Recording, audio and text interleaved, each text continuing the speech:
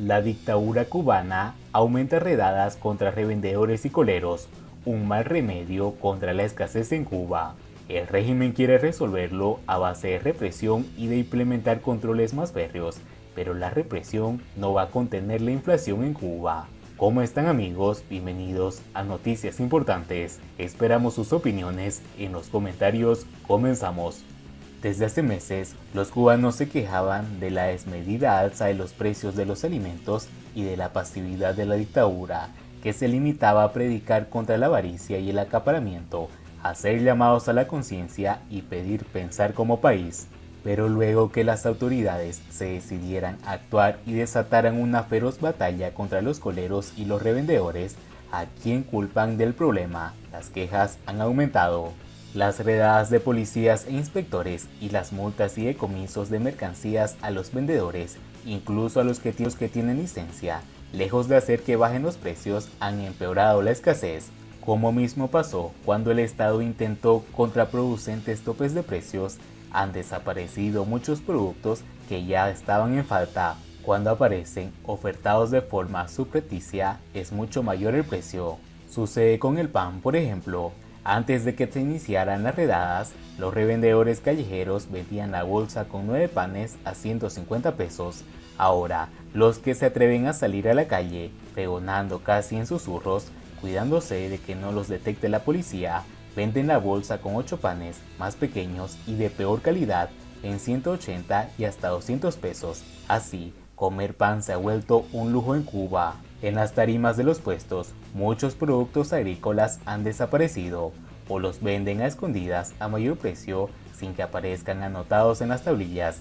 Un mazo de cebollas no baja de 120 pesos. Una libra de tomates o de pimientos cuesta 250 pesos. Los vendedores, en un porfiado pulseo con las autoridades, dicen que pierden si bajan el precio y que, antes de perder, prefieren entonces no venderlos, aunque se les pudra las cebollas, los tomates, los ajís, ya sean almacenados o en el campo. Se confirma una vez más una percepción generalizada desde hace mucho entre la población cada vez que el régimen anuncia que se propone resolver un problema, lo que es agravarlo mucho más. Pero, ¿qué van a solucionar? Los mandamases de la continuidad castrista, pese a que fracasan una y otra vez, no acaban de convencerse de que sus fórmulas estatistas no funcionan ni funcionarán jamás. En vez de decidirse a destrabar totalmente y de una vez las fuerzas productivas, mantienen una apuesta por priorizar a las improductivas empresas estatales, a las que ahora enyuntan a las MIPYMES, ese engendro mediatizado y condenado al fracaso desde su misma concepción antinatural. Los mandamases se enredan y disparatan en sus intentos de implementar un capitalismo de Estado militarista, mientras invocan un marxismo mal aprendido y peor aplicado, en las trabas que ponen al emprendimiento privado sin interferencia ni tutela estatal. Parecen poseídos por el espíritu de Fidel Castro durante la nefasta ofensiva revolucionaria de 1968. Todo quieren resolverlo a base de represión y de implementar controles más férreos, pero la represión no va a contener la inflación. Por el contrario, la está aumentando al crear más escasez y hacer que los revendedores cobren por el riesgo al que se exponen a ser multados y de que les decomisen sus mercancías. Tampoco lograrán acabar con la corrupción, ni con la de los burócratas de los ministerios, ni con las más modestas de los que dejan sobornar a cambio de hacerse de la vista gorda con las ilegalidades, ni con los encargados de organizar las colas y los empleados y empleadas en las tiendas, para los cuales será necesario un ejército de inspectores que los vigile y evite el trapicheo de lo que roban al Estado.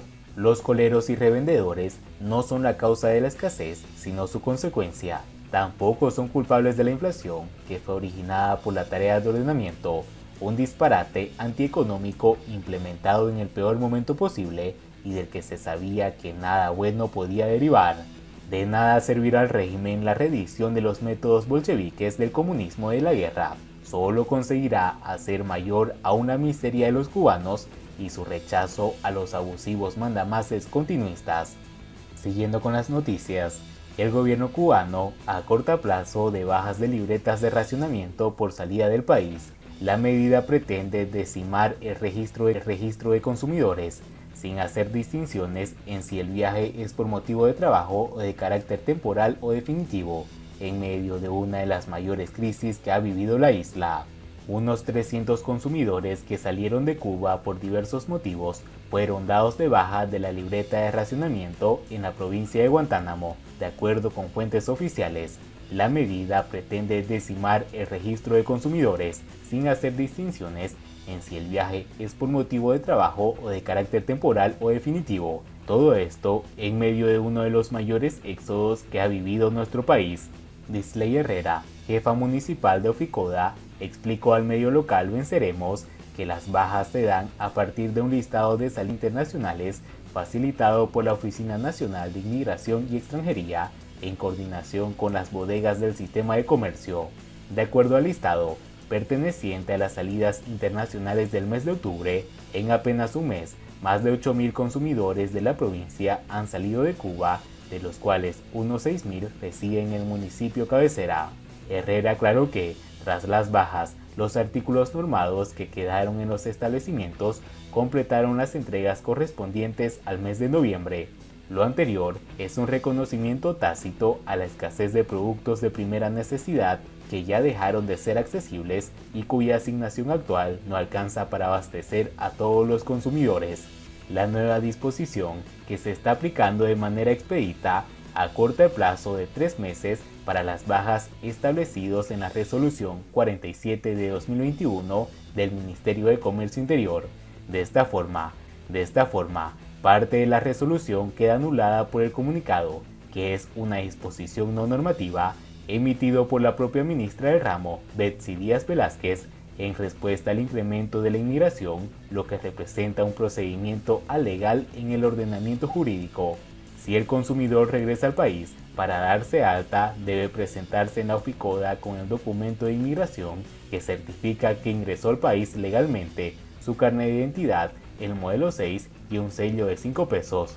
En el caso de todos los adultos de la casa que sean dados de baja, se cancela el núcleo familiar y pueden reactivarse presentando el número de carnet, el modelo 6, un sello de 5 pesos, la propiedad de la vivienda a nombre del titular de la misma, cuestión que podría complicar el trámite, precisa el medio estatal.